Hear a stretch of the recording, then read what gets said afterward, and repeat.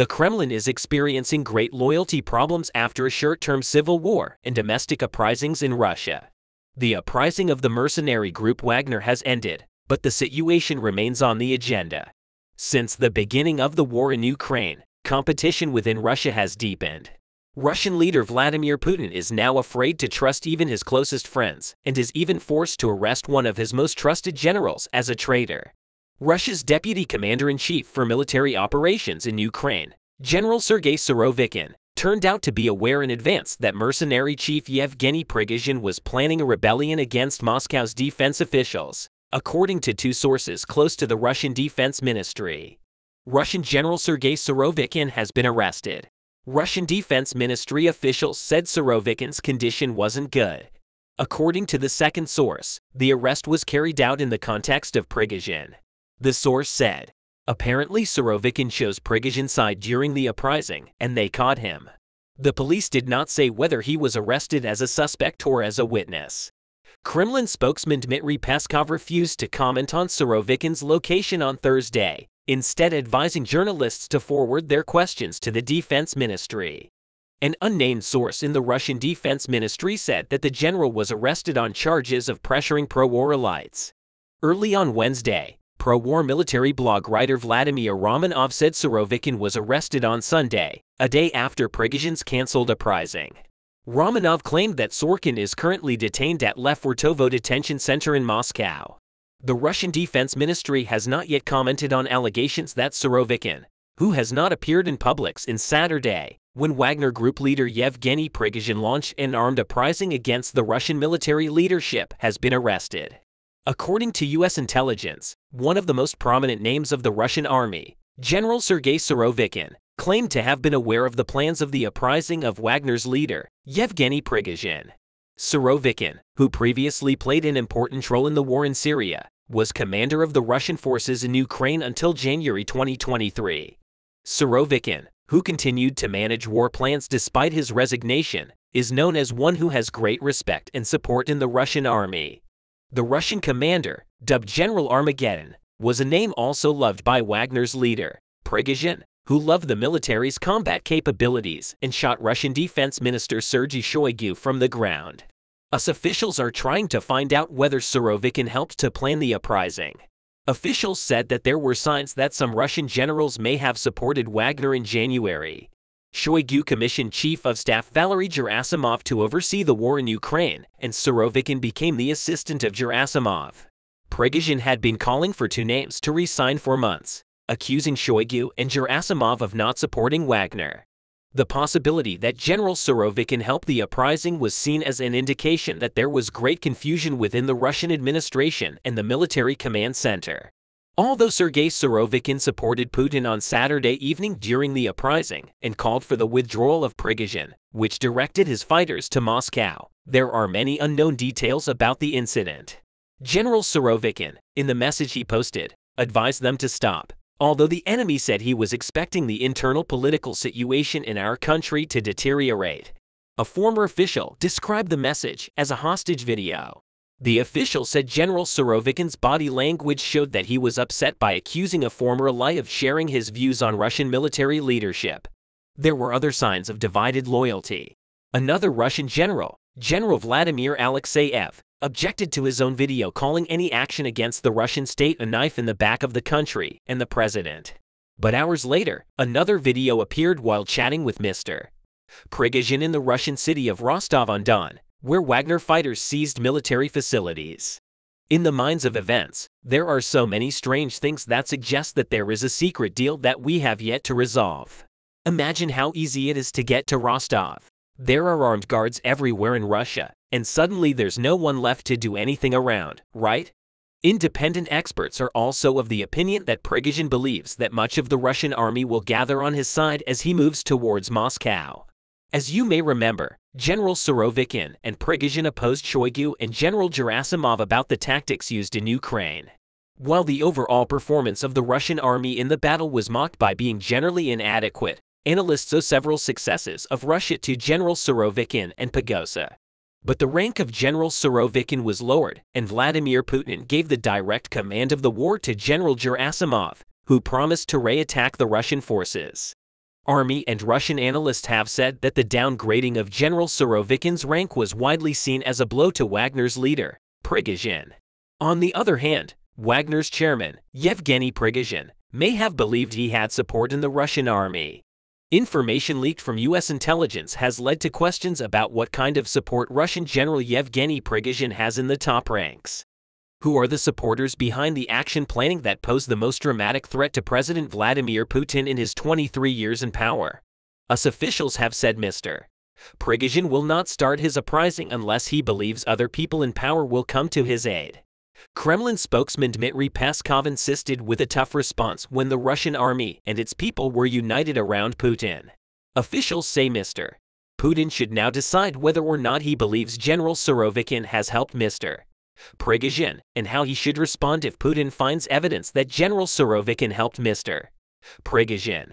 More directly, he says he will have no choice but to remove him from his command. Some officials also conclude that Vladimir Putin knew something about what Prigozhin was planning but didn't help him. They say that if this is confirmed, Putin may decide to hold General Surovikin in his hands.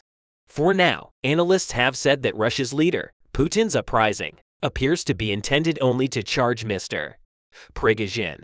A senior researcher says Putin is reluctant to change people, but that he could change if he puts Secret Service files on Putin's desk, and some files contain Surovikin. Military expert commentators say that while the Kremlin says that the army and people are united around Russian leader Putin, it is closer to the idea that there is an alliance between General Surovikin and Prigozhin. While President Vladimir Putin overthrew his armed forces for preventing a civil war, Prigozhin fled to Belarus on Tuesday under an agreement that ended a short uprising of Wagner fighters over the weekend. They suggest that even though a supporter eventually seized a large Russian military base and ordered an armed march to Moscow, it could explain why Prigozhin was still alive. Nevertheless, the Kremlin prefers to conduct the prospect of harming the reputation of General Surovikin, which it considers to be more competent and cruel than other members of the command in secret. If Russia, which is on the verge of losing the war, removes General Surovikin in this critical process, another opportunity will arise for the Ukrainian troops who are on the lookout. This will benefit most of all Ukraine, which seeks to regain territory seized by Moscow with its western-backed troops. That Wagner's group of mercenary soldiers led the Russian state weakened Vladimir Putin. We can also say that it's influenced the course of the war in Ukraine. After the incident, confusion arose among Russian soldiers, while morale rose among Ukrainian soldiers. After all, if the opposition people who wanted to get rid of Putin had also supported the rebellion and descended into the streets, there would have been a civil war that would cause destruction in the country. This unrest in Russia offered Kiev a window of opportunity for a long-awaited counterattack. But Moscow is confident that the uprising will not affect its operations in Ukraine. Russia has announced that it has sprinkled Ukrainian attacks in several parts of the country's east and south, but Kiev has said it has achieved gains as a result. The uprising hit the morale of the Russian troops who suffered heavy losses in 16 months. This will affect Russia's morality on the Ukrainian side. It could be a momentum to be used to cross the front or at least to win a position. Ukraine will also need to secure its border with Belarus. If Wagner's 15,000 men flow from Belarus, they can do some damage. Maybe that's what Prigozhin was negotiating with Putin. We can say that Ukraine needs to evaluate these advantages well, but at the same time to lean on a guaranteed strategy of progress without losing control. The victories of the Ukrainian army on the Eastern Front, where the fiercest conflicts of the Ukrainian war took place, echo on the battlefield. The Ukrainian army has once again proven what a potential army it is. While the Russian army's efforts to take Bakhmut continue, the Russian troops are unable to surpass the presence of the Ukrainian defense forces are now depleted. Russia has focused all its efforts on the small industrial city in Ukraine. Although the Russian army is making partial advances in Bakhmut in most places, it is unable to pass the Ukrainian defense unit. So much so that the Ukrainian special forces sent to the region also pose a great threat to the Russian troops. In addition, the Russian army is worried about the upcoming big Ukrainian offensive. According to the information from the front line, Russian commanders have already begun to prepare their soldiers for these attacks. The preparations for the counterattack of the Ukrainian defense forces have reached their final stage. preparations are coming to an end because in addition to the supply of weapons and military equipment, our soldiers must master them, the Ukrainian Defense Ministry said in a statement. We bought very modern systems. Let me remind you, apart from the Leopard 2 and Challenger tanks sent by the Tank Coalition, the remaining Leopard 1s will arrive shortly after the operas begin, but we're still waiting for Abrams. I don't think the Abrams will join this counterattack, but our crew has already set out for training. According to the ministry, Ukraine currently has a sufficiently large number of armored vehicles. The equipment has been committed, prepared, and partially delivered. There is also the equipment whose training has been completed. When the place and time are determined, the teams will come with it. We are generally ready, he stressed. In addition, the ministry noted that the General Staff will decide when and where the counterattack will begin.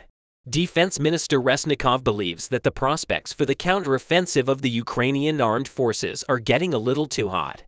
However, due to the fact that the Russians were constantly following the Ukrainian media, no further details were given about the counterattack operation. Deputy Defense Minister Hanna Maliar said that Ukrainians should not wait for the day when the defense forces will announce the launch of a counteroffensive, especially since some actions are already being taken. US officials, on the other hand, said that Ukraine will take back important lands from Russia in the highly anticipated counterattack. Officials who did not want to be named expressed their views on how Ukraine's attempt to reclaim territory captured by Russian forces could result. Satellite images show Russian forces establishing thousands of new defensive positions in key strategic areas in preparation for a Ukrainian counteroffensive expected in the coming weeks or months. Ukraine's Western partners have full confidence that the Ukrainian army will regain important territory and defeat the Russians in a spring offensive. But this will be a tough battle and perhaps the end of the war. Ukrainian officials remain tight-lipped about when or where the impending counteroffensive could begin. Officials said they predicted a Ukrainian spring offensive could begin in Zaporizhia, one of 4 Ukrainian regions that Russian President Vladimir Putin has declared annexed.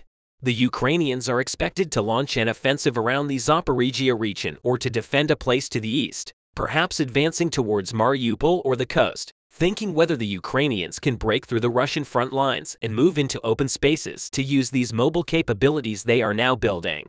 This is a World War I kind of problem. We see pictures of them every day with us. Officials saying that the Russians are building a very strong front line in the region with the dragon's teeth, the trenches, and everything else. If the Ukrainians are stopped inside or get stuck in their defensive lines, it will be very frustrating and there will be a problem. However, if the Ukrainian army can break through this line and use their tanks in open areas, then they can really capture a lot of territory. Ukraine's counterattack will begin quite dramatically. The French are in the First World War situation, meaning they have an enemy controlling their territory. But Ukraine will launch their offensive this spring. However, it is a fact that if they don't initiate it, both their people and their supporters will be greatly disappointed. So what is the situation on the Russian side? Ukrainian officials said this week that Moscow is expecting a new spring counterattack from Kiev. The Trillianusia cannot sustain more than one offensive. At the same time, Ukraine's latest assessment confirms experts' long-held predictions that Russia cannot currently conduct multiple offensive operations simultaneously. As Russia prepares for the Ukrainian counterattack to retake Russian-controlled areas. The bloody battle for the eastern Ukraine's industrial city of Bakhmut rages on. Russia has been massing troops in the region since the summer of 2022. The capture of the war-ravaged city will be Russia's first major victory on the battlefield in more than 6 months. At the same time, Russian troops are preparing to block Ukraine's advance in the Black Sea Peninsula of Crimea, which was illegally annexed by Russian President Vladimir Putin in 2014. Russian forces are fortifying the region. Incoming satellite images show Russian forces building an extensive network of defensive fortifications on the Black Sea Peninsula. So what about the attacks of the Russian army? Frankly, given the current state of the Russian army, it's quite difficult to say anything about it. There are long-standing assessments that the Russian army, in its current form, cannot conduct large-scale simultaneous offensives on multiple axes, and the operations in Bakhmut the other day proves the validity of these assessments. The Kremlin said it has yet to undertake the necessary realignment of the war effort to support large-scale Russian force formation and effectively exploit economies of scale. The Russian administration is allegedly trying to re-establish forces such as crypto mobilization, leaning on undeveloped parts of Russia to recruit volunteers, relying on new small PMCs, and putting pressure on various Russian government entities to sponsor and pay recruitment campaigns. For this, an elite group of Russian businessmen and leaders allegedly provided financial support to the efforts of the military to create power among the elements of the Russian state. The Kremlin built the Russian state energy company Gazprom for its volunteer recruitment efforts in the Donetsk region, offering volunteers a monthly salary of 400,000 rubles. Among the measures Putin has taken to expand enlistment efforts for his war in Ukraine is the signing of a decree removing the upper age limit for Russian National Guards stationed in areas of Ukraine under the control of Russian forces. The decision to continue to rely on financial incentives for voluntary recruitment with both one-time payments and accrued lifetime benefits means a huge burden for the Russian economy, which will create huge long-term structural costs and not be sustainable indefinitely. Such a step will not support Russia's war effort. While the Russian army already has so many losses in Ukraine, and it may lose important cities it controls during the Ukrainian offensive. As a matter of fact, what happened in Bakhmut the other day is the most obvious proof of this.